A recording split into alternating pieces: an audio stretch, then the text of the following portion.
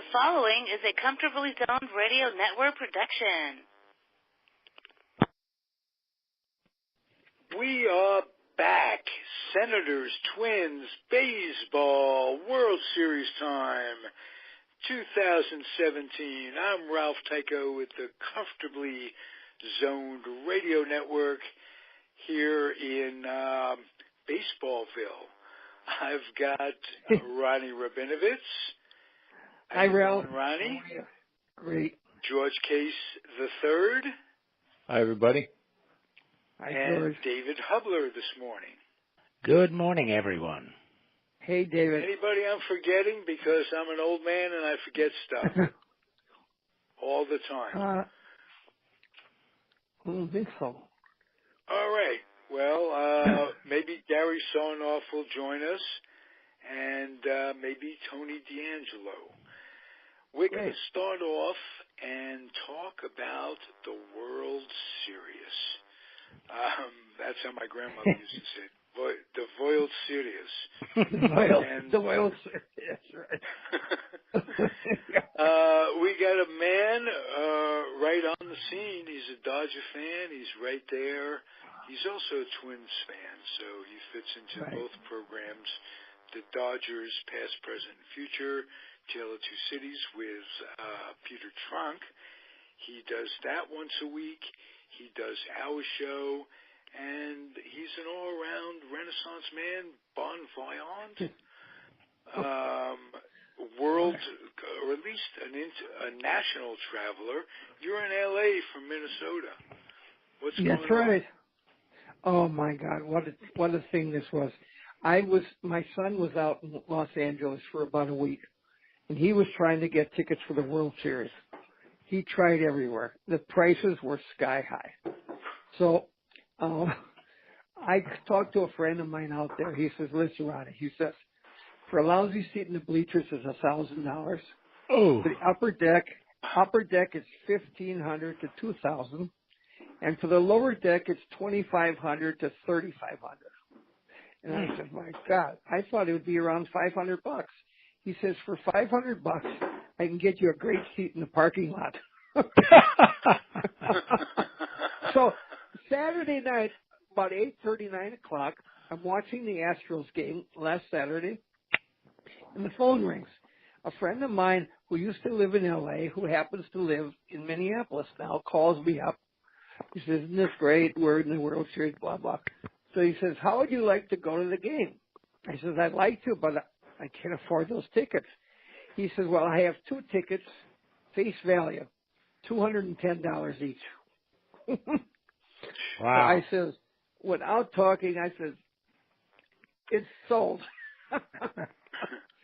So now I got to find a flight. So I called my son in Los Angeles. I told him he's so excited.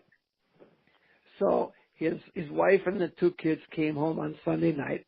He stayed till Monday. So I'm up till like 3 in the morning trying to book a flight. I had to use 63,000 miles from Delta, but I didn't care. So I got in at like 9:15 Monday morning. It was so exciting. The Astros were happy to stay at our hotel, which was pretty exciting too. And Tuesday morning Tuesday afternoon we went to the ball game early. Security was crazy. I'd spoken to Sharon Robinson. She said they're coming in, and I wanted to get together with them. And they said, you'll never get on. Normally when I go to Dodger Stadium, I go on the field and I talk to the players, stuff like that. There was no way, especially with Las Vegas, with the terrorists and everything. They had it locked down like crazy. They had helicopters going around and everything. So then we're in Dodger Stadium, and I went upstairs to the Vin Scully broadcast booth. And my friend Bob Nightingale from the USA Today, who's the beat writer for the USA Today, he came out, talked to me. And here comes Fernando Valenzuela. So I said hello to him. My son and I had great seats. We were between third base and home plate, which was just terrific. And the Dodgers won that game. It was just phenomenal. The electricity in that stadium. Sharon Robinson and her mom? I never got to see them. They had a big busy schedule. They didn't come in till late Monday night. And Tuesday I never got a hold of them. But it was impossible. But I did see them. Ronnie, I have a question for you. What did the Dodgers do to commemorate Jackie Robinson? Yeah, I was going to ask the same question. Yeah. Well, it was kind of a bittersweet day for me because it was the 45th anniversary of his death, October 24th. And that was the Game 1 of the World Series. So I really wanted to be there for that. And they did. They brought, Rachel was there, God bless her. They brought her in a cart, a golf cart. And Sharon and David, the two children, were there. And the three of them threw out first pitches. And then they had several of the Jackie Robinson Foundation scholars. They were there, and they threw out pitches, which was wonderful. Then they had a big on the screen. They had a story about Jackie Robinson and all of that. So they really did a nice job on it. It was beautiful. And Rachel and Sharon and David, tremendous ovation for them. Nice. Of course, Now, Dave Ronnie, Roberts did they go out to the mound and actually throw, or did they just put a ball on the rubber, which is what I've seen them do recently?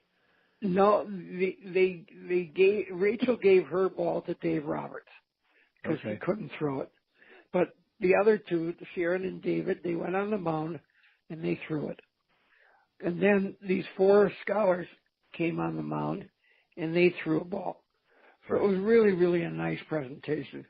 Now, let me ask you.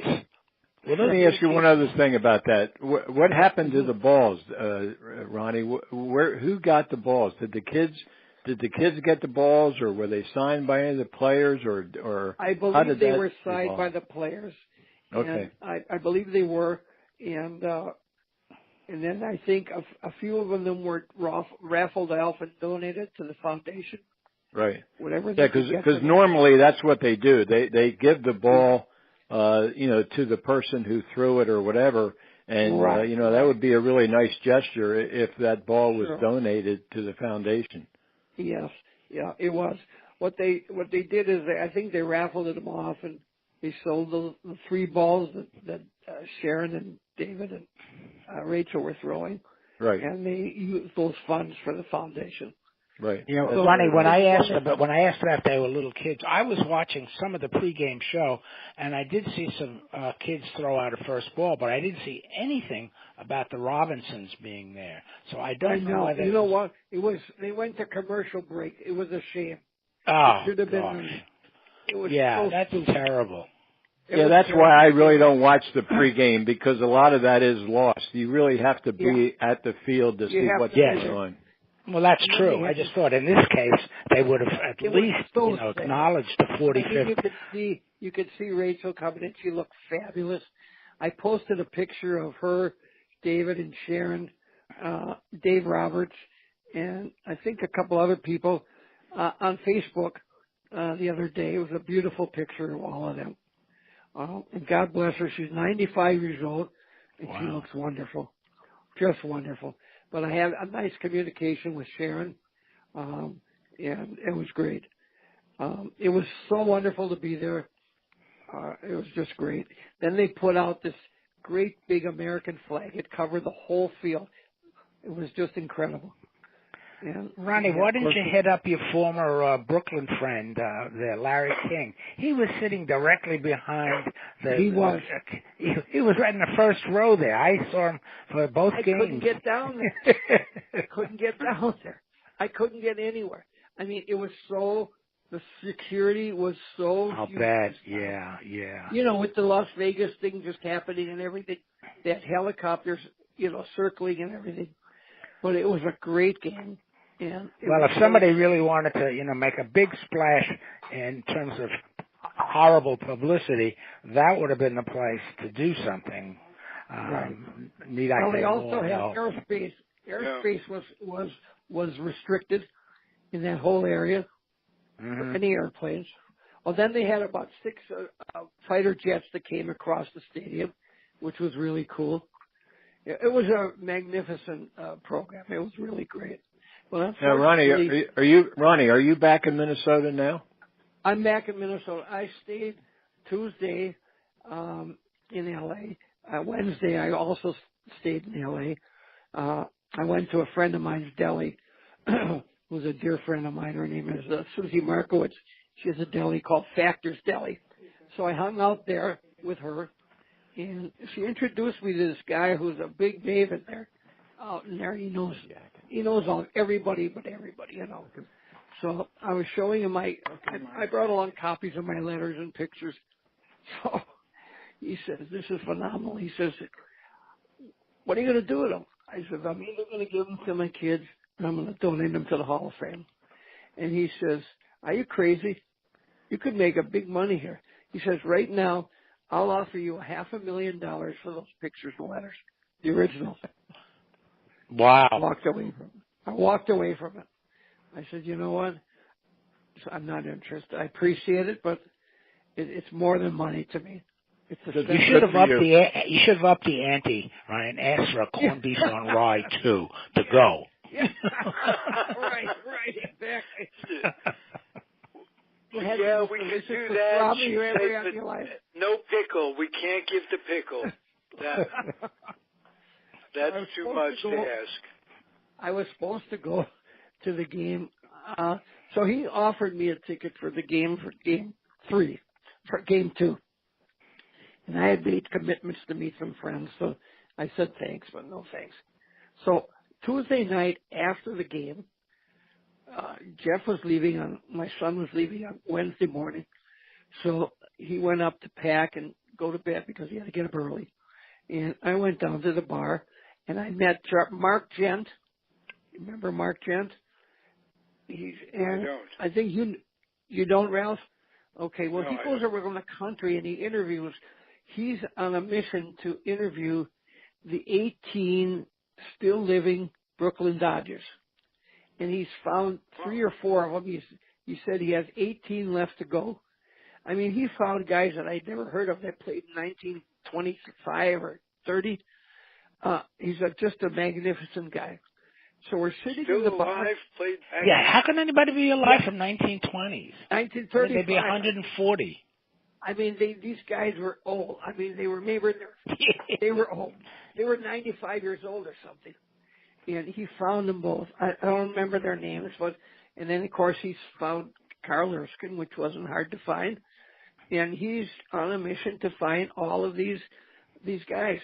It's just amazing. I suggest he'd be a great guest on your Dodger show, Ronnie. I will have him on. He's been on there before.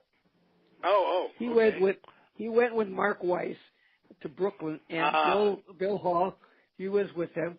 Yeah, it was pretty amazing. He should have checked with Richard Zamoff. Maybe Richard, who runs the Jackie Robinson project at GWU. Yeah, I know. I know you do. He might have had some addresses. Next month, I'm going to speaking there at George Washington University. Oh, okay. Let me know when, because I'll be in town. Yeah. Okay, great. I will. It's November 28th, 29th, and 30th, but I'll send you a note. Yeah, please. So anyhow, so we're at sitting in the bar. And all of us, there's bunch of the Astros were in the bar, different things. So this was a bad situation. All of a sudden, there was a bunch of security came running in from the hotel. And apparently, there was 2 or 3 Dodger fans who, I don't know whether they were staying at the hotel or they just came in to cause trouble. But they confronted the Astros manager, and they had a big fist fight. Really? Wow. Yes, I'm telling you. I think there was some blurb about that in the paper. Yes, there was. And then you could walk in from the hotel, you go into this bar, and then there's a door on the other side that goes to a patio on the other side. So there were 3 guys, and they started this altercation with the Astros, which was terrible. And then one of the guys stripped off all his clothes and crapped all over the patio. God. It was just disgusting. So the next thing you know, the police are there, and they're hauling them all away. I was so embarrassed when I heard that they were Dodger fans. It was disgusting. It was horrible. Yeah, terrible. So nothing like that ever happened in Brooklyn, I'll bet. No, never. I don't think anything like that ever happened anywhere. I mean, that's right, George. I mean, when the booze goes in, the brains go out. It was just terrible. They were so drunk. And then Thursday morning or Thursday late afternoon, I left for Minneapolis. So it was a great trip. Now, my son and grandson are going back for Game 6.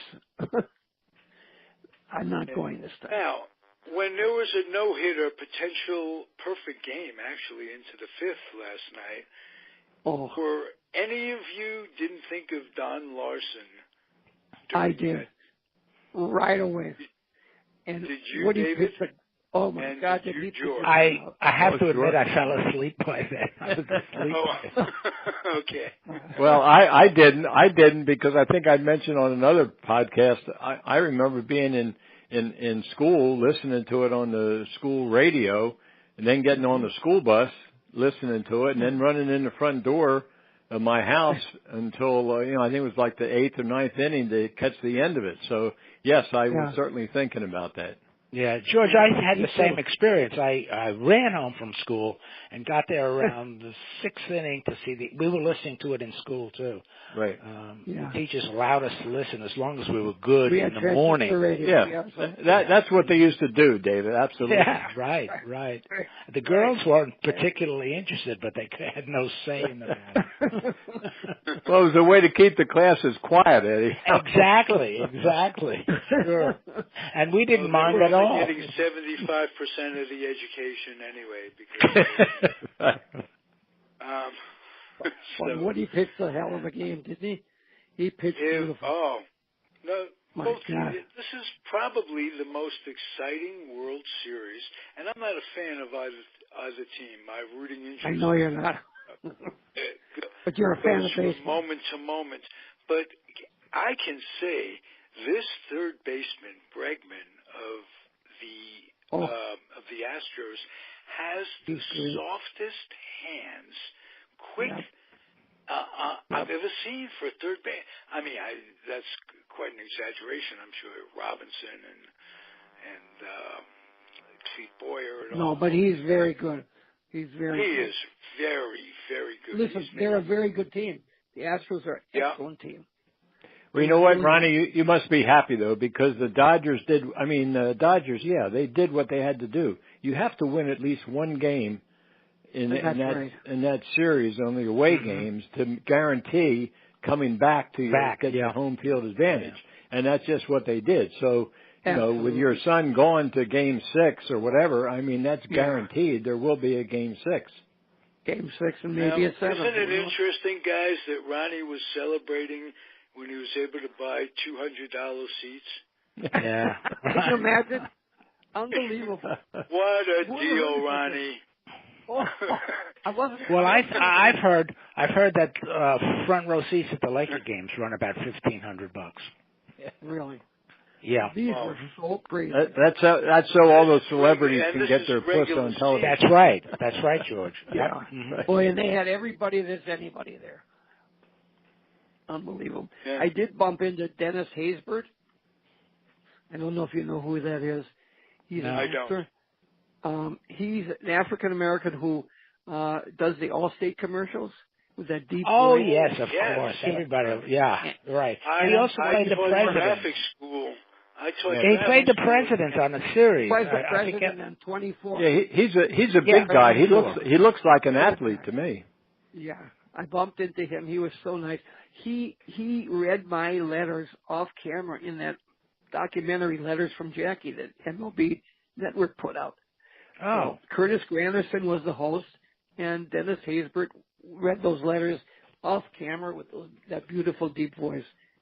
It was fabulous. I taught traffic school for quite some time, and he narrated the red asphalt type videos that we'd have to play the class.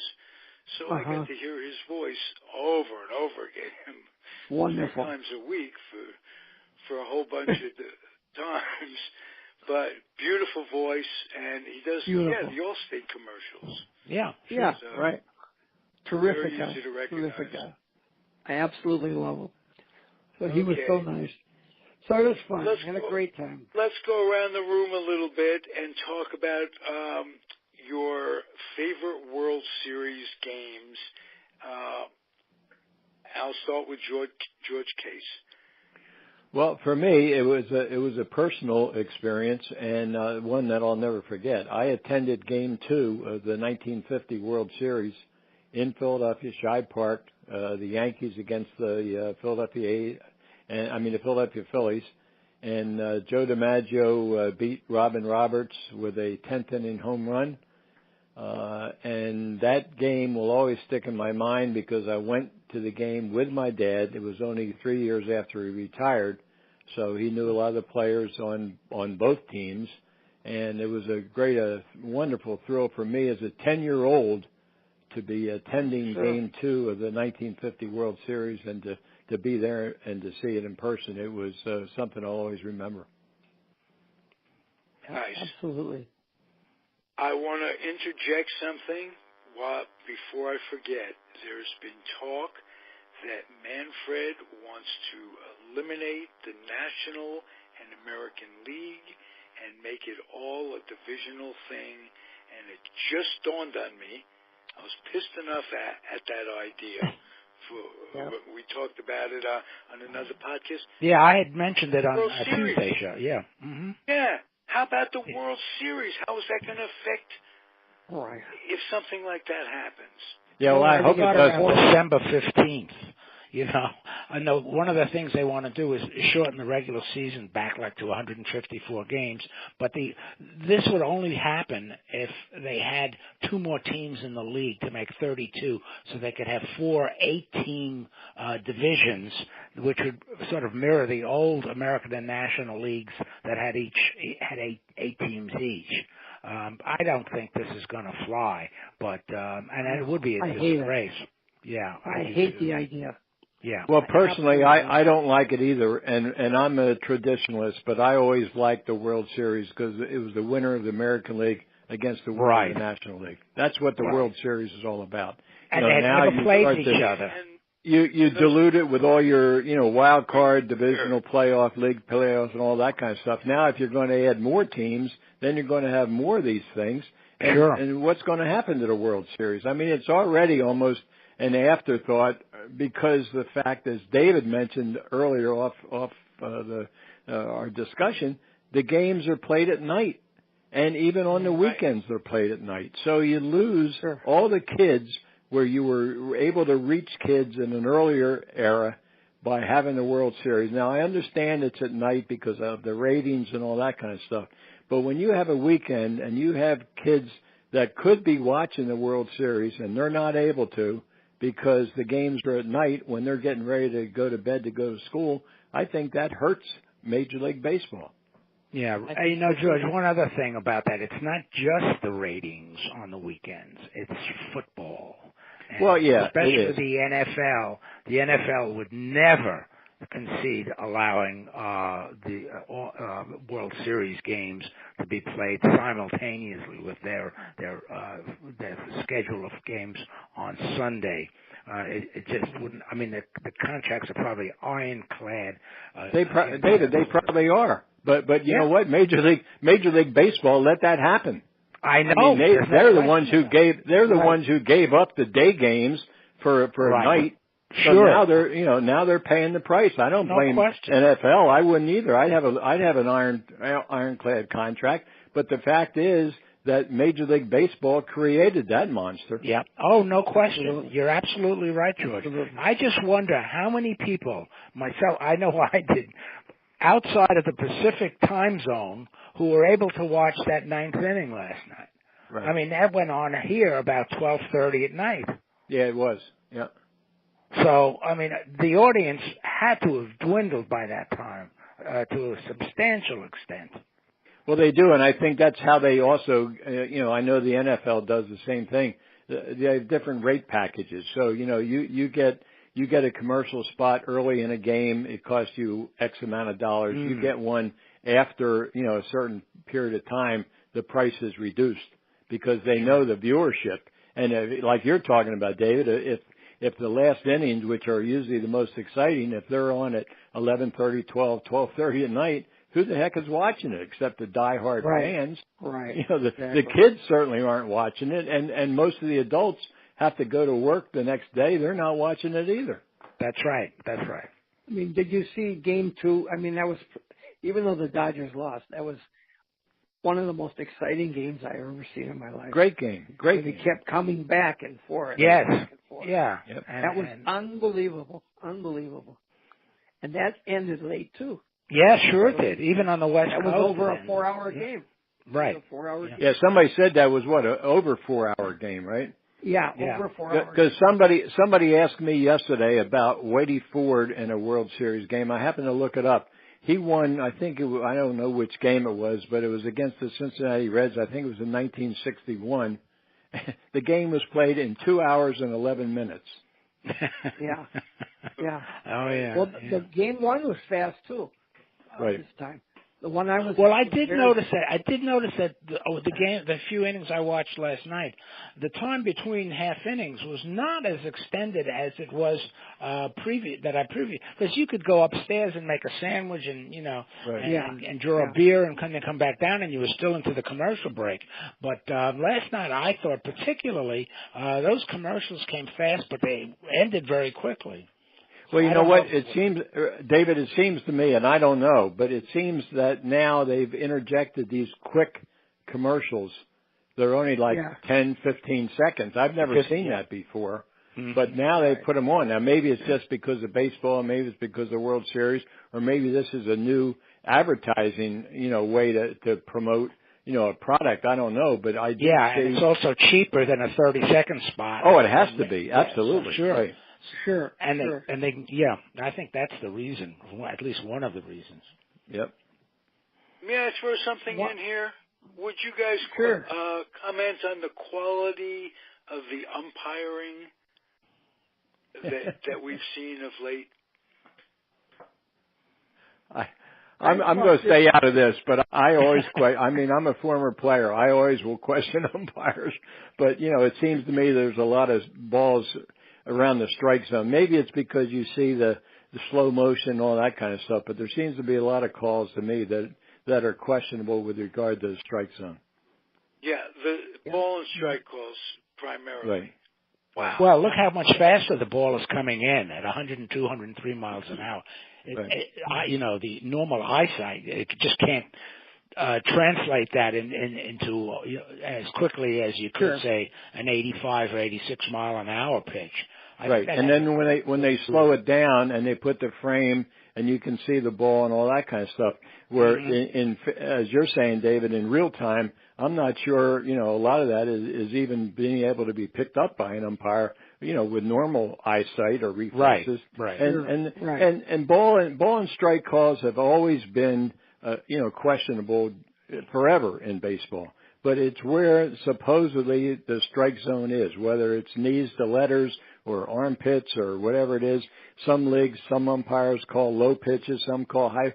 I don't know. There's always going to be a question as to the umpiring at balls and strikes, I think, in baseball. Now, I believe most of the plays. Are you in favor of making some electronic innovations to add to it, or are you happy making it a human element thing?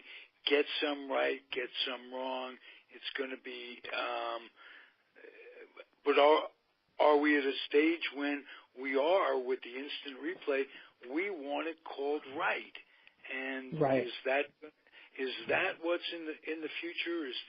Because as David so astutely mentions, the eyesight just can't keep up. 100 miles an hour, 105 miles an hour. Yeah, are we going to have to rely eventually on the electronic innovations to be the umpire? I hope not. You have to have the human element in the game. I mean, that's right. Plus, don't forget, it's not just the 66 feet 6 inches that we're talking about. Players are faster down the baseline, and these guys can throw from third base to first in an instant. the first base umpire probably has as much trouble calling outs or safe as the home plate umpire does calling balls and strikes. Right. Okay. Yeah, I personally think that the human element has to remain. I mean, again, being a baseball traditionalist, hey, arguments and all that kind of stuff. But, what bothers me about electronic and the replays, it just, when they decide to do it, it just slows the game down. Yes. They're sitting there, they're looking at it, they're trying to make a decision. And what happens to the players in the meantime? They're standing around themselves. So you lose momentum, you lose any excitement. As far as I'm concerned, in the old days, hey, bang, bang, it's a play, somebody arguments, somebody gets thrown out or whatever. But my God, that's the way baseball's been since it was invented. Right, exactly. I And noticed last night when there was a dispute that Wood started pitching, just keeping so you could stay warm. Stay warm, right. While they were making decisions, yeah. Right. Yeah, and the irony of all of this is that they keep talking about speeding up the game, but this is not. Yeah. This doesn't speed up the game. This slows down the game. Absolutely. Right. So I don't know how they can justify one against the other. The other thing too is that, and as George was pointing out, that it slows the momentum and the fact that players coming in and out quickly. They did the same thing with the NFL with all of these ridiculous timeouts that are called by the commercial guy on the sidelines. And at one point, the players, if you recall, would sit on their helmets while they waited. Then the NFL decided, no, it looks bad for the viewers to see players sitting around on their helmets, so they have to stand. But they do the same thing there. The momentum is gone. I'm not a big pro football fan, but the momentum is gone with all of those commercials, especially after a touchdown. Right. Yeah, it is. And you know what, David? I wanted to mention one thing about football. I happen to like college football better than I like pro football, but, I watch both. But I went to a Rutgers game a couple of weeks ago, and I was just curious. I'm watching a sideline official. He's not actually an official. He's I guess with a network, big network or whatever it was, in a certain jacket, and he signals to the referees on the field when to have timeout for a commercial break. That's right. I mean, to me, that's the tail wagging the dog. Yep. Well, that's what they do in the NFL all the time. The guy wears special sleeves, bright sleeves, and not only during a touchdown does it really interfere with the momentum, but on a fumble recovery by the defensive team. Right. They used to run right on the field so they could gain, an advantage because the team that lost the ball is a little down. Now, it's 3 minutes of commercials. Right. Okay, well, as long as we're on the idea of what irks us, Stan Freberg did a little bit in the 50s about the commercialization of the game. And what gets me is you could have the 3-2 pitch is brought to you by AMCO for the betterment of your car. Right. This pitching change is made by change your lube, change your oil. Yeah, right. That's what they do, Ralph. And that drives me absolutely crazy. I mean, how to talk? Well, when you make decisions about whether to pull your transmission. You know what?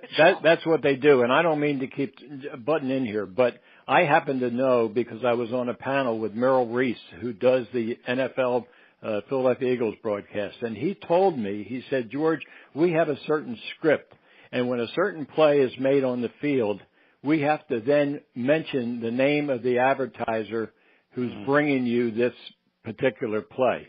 So just what you're talking about, Ralph, with baseball, the same thing is done in football on these radio broadcasts. And he was very unhappy with it when he told me. He said, George, he said, we would prefer not to have to do that, but we're governed by the advertisers, and this is what they're paying for.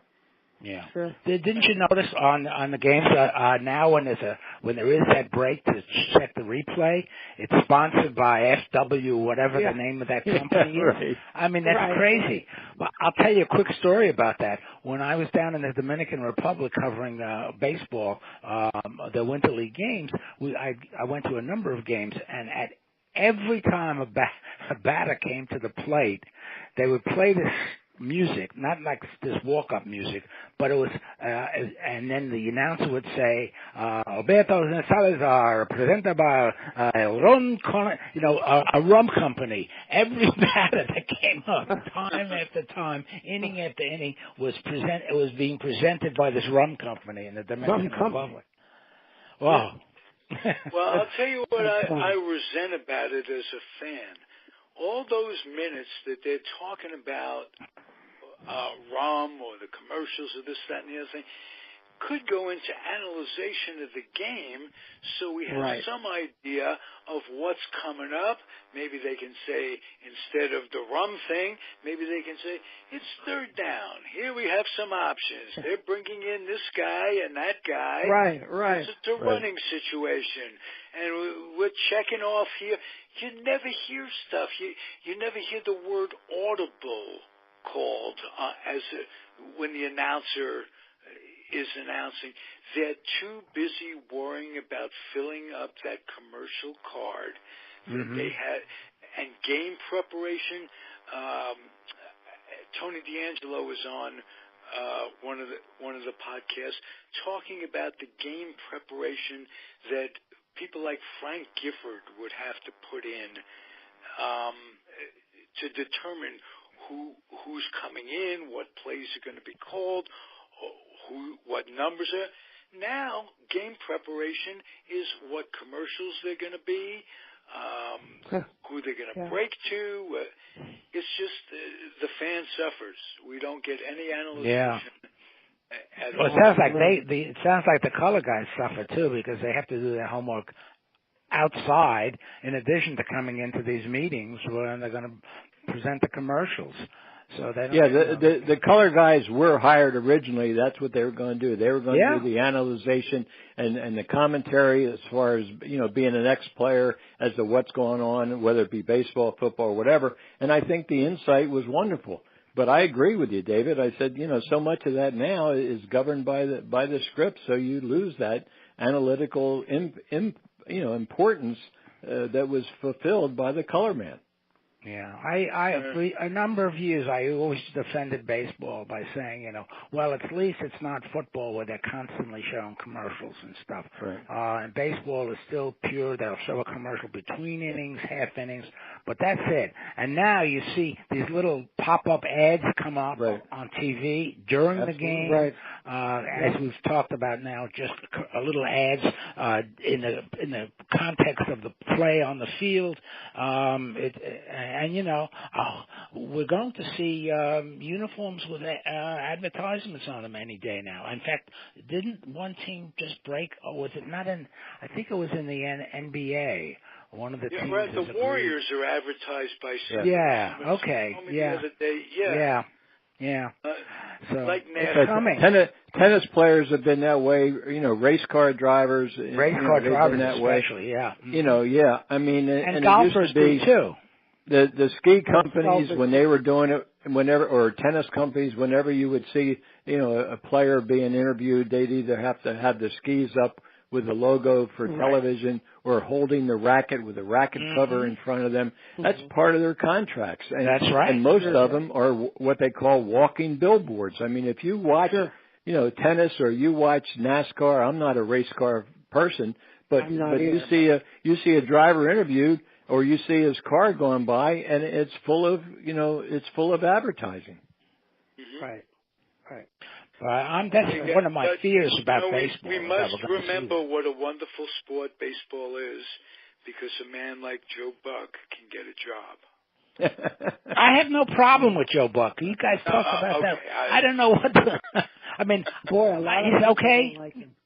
Yeah, I know you said that. I don't know why, but I have no opinion on this. I've heard more negative comments I say about that jokingly. Hey, David, I had no idea of your Latin experience going to the Dominican. And what I'd like to do is I'd like you to come back. Of course, you will next week. You'll be back. And we will talk about your Latin connection, as it were, in relation to the Senators' Latin connection, and that was Cuba back in the day. But let's keep that fresh with another show. Okay, I thought you were going to talk about the Cuban connection today, but that's okay. Yeah. I was. We're kind of running out of time. Okay. And yeah, that's fine. Yeah, absolutely. You don't mind putting it off till next week? No. Gives me something to think about over the week. Okay, that's good. Sounds great. George, anything you'd like to add? And then I'm going to ask Ronnie if there's anything he'd like to add to this show. No, I'm fine. I know we got a little bit off track because of discussion of World Series and baseball and commercialism and all that, but I'm very happy with it. And next week if we're going to talk about the Cuban connection, I've got some information and some thoughts I could share with all of you as well. So I'm very happy and look forward to it. We kept it kind of on subject, topical with the World Series, and right. I'll throw one more thing out that's really topical, and it's Washington. It isn't Senators, but it's Nationals, the new Nationals. I think the way they disposed of Dusty Baker was disgusting. Horrible. Yeah. Horrible. Yeah, I agree. Yeah. I have one quick comment. You had asked about favorite World Series games. I'd like to just mention the two World Series that I always stick in my craw. One was 55, when the first time I ever bet on a World Series, considering that I figured the Yankees were a sure bet to win, and and I lost. That's right. The other time was in 63 when I listened to Mel Allen crying over Sandy Koufax's domination of the Yankees, and they fired him after that. And so those are the two. Aside from the Don Larson game. Yeah. There you go. You know who I miss as a broadcaster from back in the day was Dizzy Dean, who do the Saturday games. Right. Yeah, that's right. Dizzy Dean and Buddy Blattner. I don't know if we have time, but during the war, Dizzy Dean was doing St. Louis Cardinal games, and there were all sorts of restrictions for fear that the Germans or the Japanese would know what's going on in the States and do a preemptive attack. So Dean was not allowed to talk about rain delays because he wasn't allowed to mention that it was raining. So one time he said something to the effect that, the game has been interrupted. I can't tell you why, but if you stick your head out the window, you'll know. Oh, that's so funny. Yeah, that's a great story. Dizzy Dean had all kinds of funny little sayings when he was on the air. Yeah. See, I got a letter from a teacher admonishing me about saying the word ain't. He says, they ain't making very much money. He was a character, boy. Yeah. It was very Hey, guys, this is terrific. Yep. We'll be back next week. I appreciate your indulgence for the way the show skips around a little bit, but we just go from topic to topic sometime, and couldn't leave out our World Series memories. So we'll be back next week, same time, same bat channel, as Al Blumkin would say. Goodbye, everybody. Okay. Bye-bye. Bye, everybody. Thanks. Thank Bye-bye. you, all three, for being here, and stay healthy. Goodbye. Adios, guys. Bye. Bye-bye. Bye-bye.